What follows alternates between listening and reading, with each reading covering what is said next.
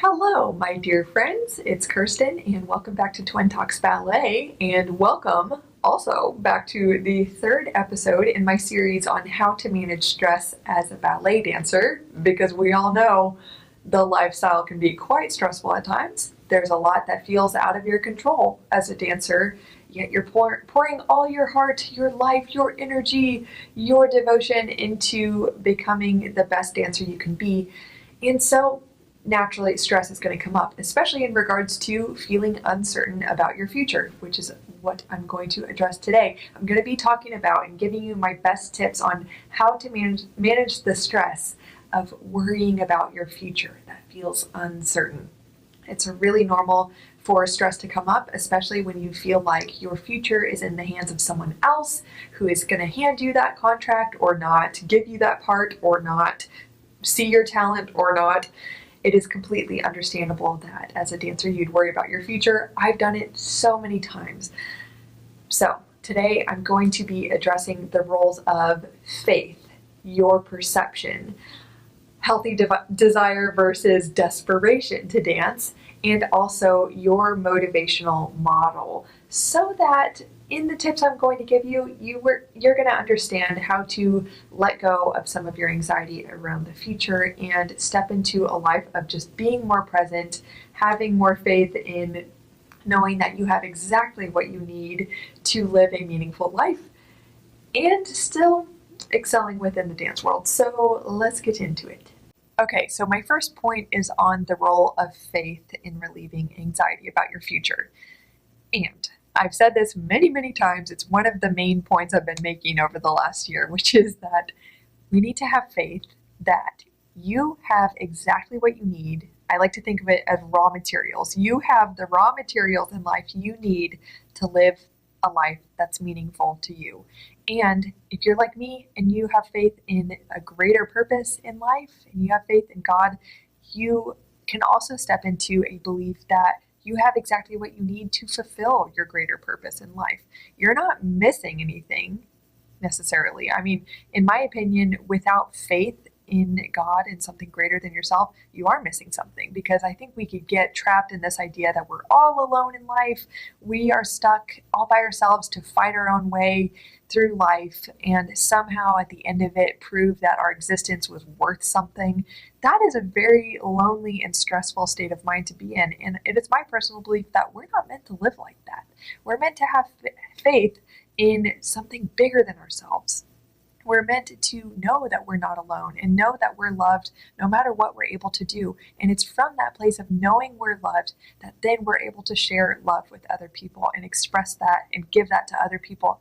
And I think we can all agree that love is one of the most powerful emotions and one of the most powerful forces that exist within our world. So speaking of all that, my original point was have the faith that you have exactly what you need in your body, in your resources in life, in your situation right now to live a life that is meaningful to you.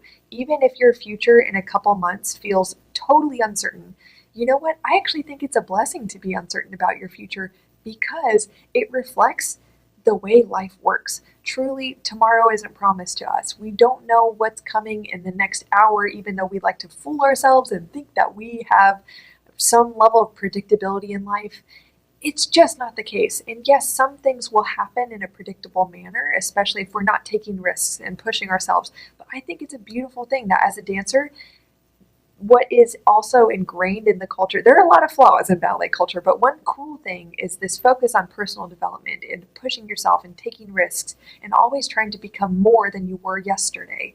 I think that's awesome. And when you're taking risks and following your dreams like that, naturally, you're going to be more in touch with the reality in life that tomorrow is uncertain, especially a couple months from now.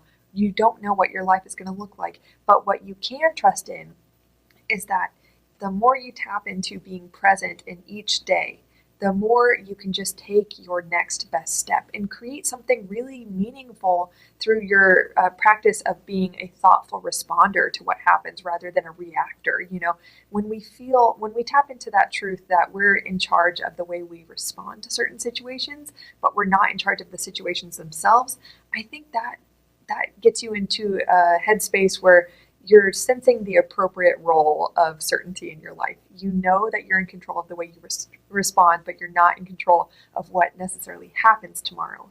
But through being really thoughtful in the way you respond and react sometimes to life, in the way you respond to life, in my opinion, reacting isn't a thoughtful process. It's just kind of a knee-jerk thing where you feel like there's no other option than to feel or act a certain way in response to a certain event. But the more thoughtful you are about the way you respond to what's going on in your life right now, the more you can actually have an active role in creating a more intentional life tomorrow. I hope that makes sense.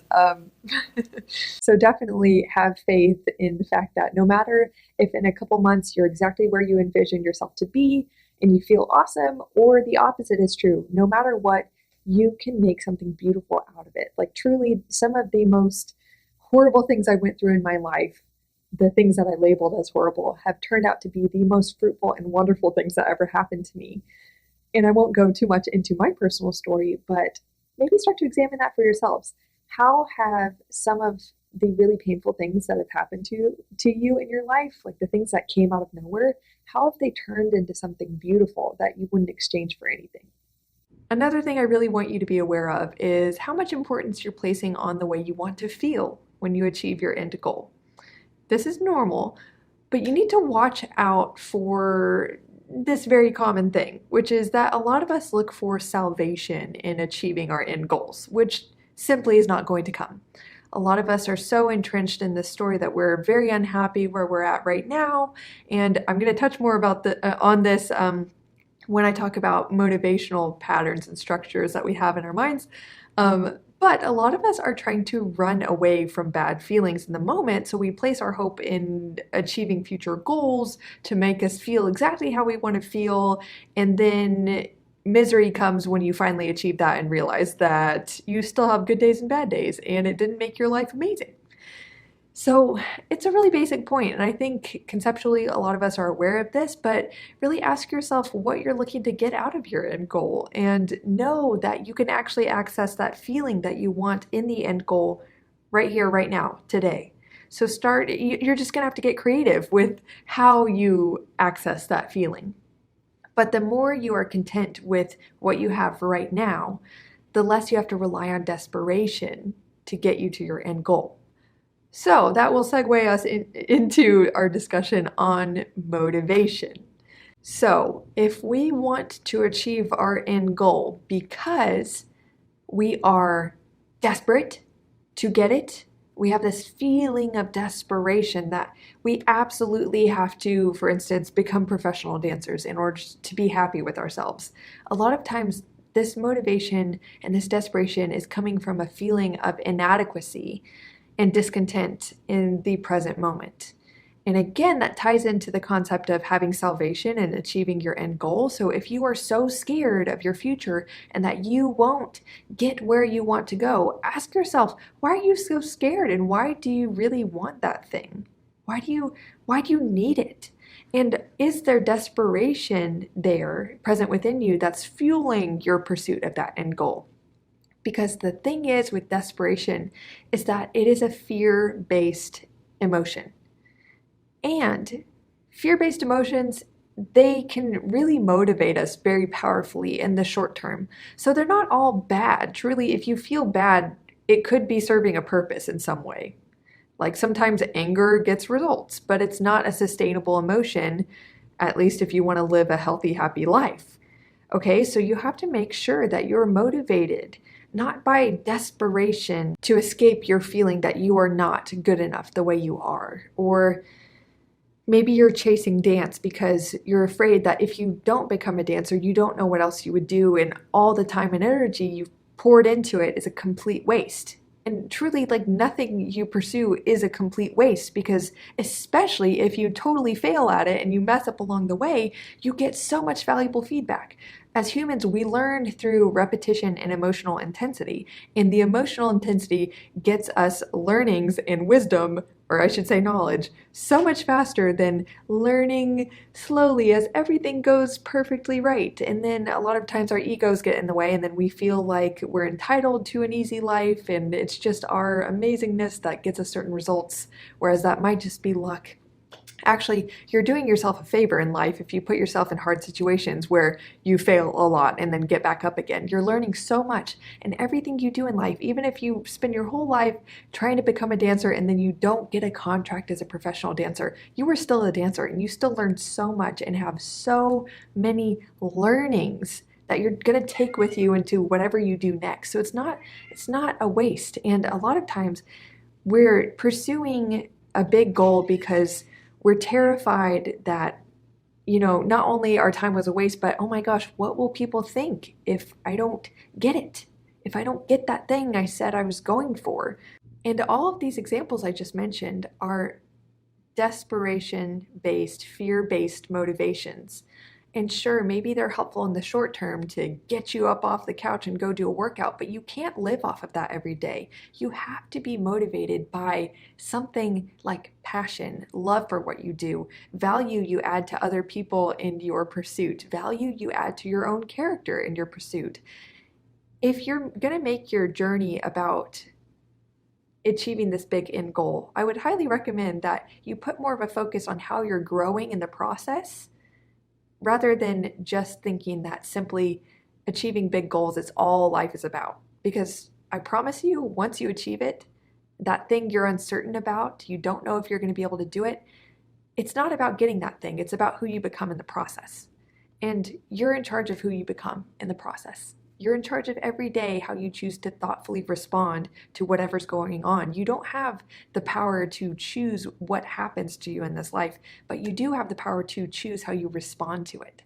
So the better you get at responding to what happens and just taking each day by day, step by step, the more you'll focus on what really matters, which is practicing resilience and character development and thoughtfully choosing what you will do with what you were given. Like I said, I also want to talk about fear and perception. So a lot of times we envision this end goal that we have and we feel very far away from it. And when we feel like we must achieve that thing and we're so far from it, in our perception, we're putting way too much importance in that end goal and only perceiving the distance between where we are now and where we want to be.